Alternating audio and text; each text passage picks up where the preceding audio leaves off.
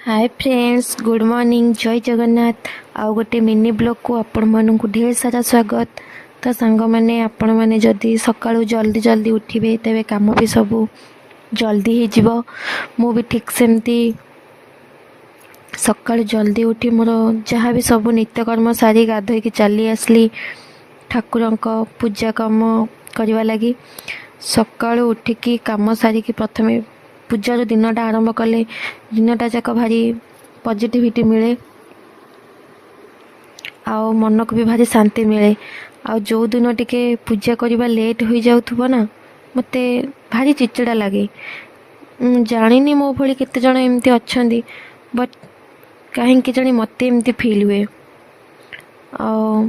मोर ये मोर पूजा काम सारी भगवान को दीप धूप सब बंदे देली। तो मो पूजा जदि किसी भी भूल थी किसी त्रुटि भी थी मत क्षमा करदे।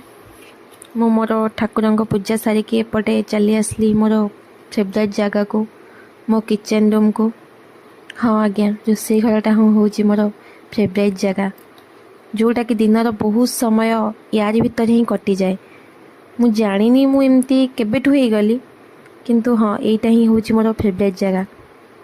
तेबे आज टिके मते पखाड़ खाइबा को इच्छा हैला तो सेति बेसी किछटा आइटम बनईनी, बस जेतिकी आइटम बनईची सेटा देसी आइटम मो फेवरेट ही बनईची।